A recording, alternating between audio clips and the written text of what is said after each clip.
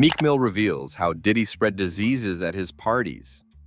What if the glamorous world of hip-hop parties, celebrated for champagne toasts, A-list guests, and endless music, was hiding a darker reality that very few dared to talk about? Hip-hop culture has always been associated with glitz, riches, and celebrities who are larger than life. Over the years, artists have developed into more than just musicians. They are now cultural icons whose ways of living are frequently imitated by millions of people. One of the most distinctive personalities among these individuals is Sean Diddy Combs. From his early years as a music mogul to his supremacy as a social influencer, Diddy has personified the wealth, influence, and power that come with being a hip-hop artist. From the famous Hamptons white parties to late-night gatherings in Miami and Los Angeles, his parties turned to become cultural icons. Attendance was frequently interpreted as an indication of achievement and a sign that one had gained access to one of the most influential people in music.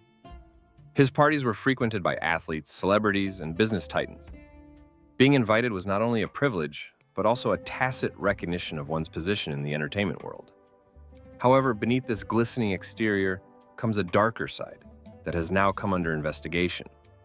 Unsettling facts regarding the atmosphere at some of Diddy's events have started to surface as a result of reports and accusations.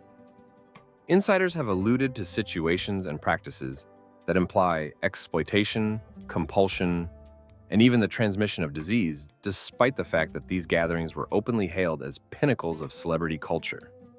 Meek Mill, a Philadelphia rapper known for his unadulterated energy, tough exterior, and outspoken activism, has spoken out in this regard. His insights offer a first-hand look at the social pressures at work, the atmosphere surrounding Diddy's parties, and the moral boundaries that many believed were being broken. Born Robert Remick Williams, Meek Mill was raised in North Philadelphia, a neighborhood characterized by destitution, street violence, and ongoing struggles for survival. His life and work have been governed by the morals, self-control, and fortitude that these experiences instilled in him. Meek, who rose from local mixtape renown to national prominence, has always been vocal about his beliefs and frequently considers the value of honesty in a field that is notorious for making concessions. His viewpoint is especially important when talking about Diddy's incidents, since it clarifies why he cautiously avoided these social situations rather than totally integrating himself.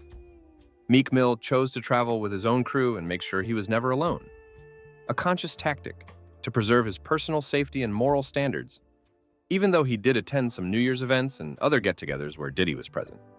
He also purposefully avoided the infamous white parties and the so-called freak-offs. Meek underlined that this watchfulness was crucial in a society where even the most moral people might be swiftly compromised by peer pressure, temptation, and the influence of influential people. By keeping his surroundings under control, Meek not only protected his own integrity, but also brought attention to how dangerous these events can be, even when their glitzy exteriors conceal hidden threats. The spread of sexually transmitted infections at Diddy's parties is one of the more grave accusations made by Meek. He observed that a large number of guests had a variety of illnesses, and that these illnesses were spread by the closeness and intimacy of these gatherings. He went on to say that these risks were raised by the absence of preventative measures like using condoms. Even though Meek refrained from engaging in harmful actions, he proposed that the culture at these gatherings condoned such behavior, having an impact that went much beyond the local surroundings. In this way, the meetings served as virtual breeding grounds for a wider, symbolic infection of culture and ideals, as well as actual diseases. Meek presented this virus as a cultural critique as well as a public health concern. According to him, the parties were a system where people might be compromised by their notoriety and closeness to authority, entangling them in networks of compulsion, rumors, and manipulation. His claim that we're all infected is consistent with a more general observation about the sector. Influential people have the ability to spread behavior, false information, and susceptibility by influencing access, dictating narratives, and exercising influence. Many artists who have dealt with the demands of Hollywood, where staying true to oneself frequently necessitates eschewing the lure of instant fame or approval, may relate to this realization. Meek also highlighted Diddy's events dichotomy, which is dazzling on the outside but possibly coercive on the inside. There was an undercurrent of control and terror even while participation was a sign of social and professional success. While security guards described fortress-like settings with stringent regulations and intense surveillance, neighbors claimed to have witnessed ladies exiting Diddy's Beverly Hills estate, bewildered and disoriented. Lawsuits allege that guests were groomed, drinks were tampered with, and many were traumatized rather than amused. This concealed reality was disguised by the public picture of celebration, which normalized a culture that allowed dubious behavior to flourish while remaining hidden from outsiders and even from some participants. The public has also speculated about Meek and Diddy's relationship. Rodney Lil Rod Jones sued Diddy in February 2024, claiming that he had used drugs, coerced him, and engaged in exploitative behavior at parties. The media's reaction was quick and dramatic, even though Meek's name was only mentioned incidentally, and described him as a Philadelphia rapper associated with Nicki Minaj and, consequently, Diddy. Memes, blogs, and social media rumors quickly warped the story to show Meek as an active participant in scandalous incidents.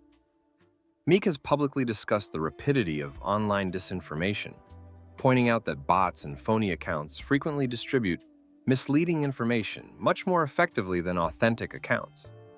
The case demonstrates how reputation is delicate in the internet age and how even little connections to controversy can have long-term repercussions. Meek stressed the value of alertness and thoughtful decision-making in handling potentially precarious situations, in addition to the social and reputational difficulties. He explained how, despite being invited to several functions, he exercised control over his surroundings by carefully choosing which get-togethers to attend and which to avoid.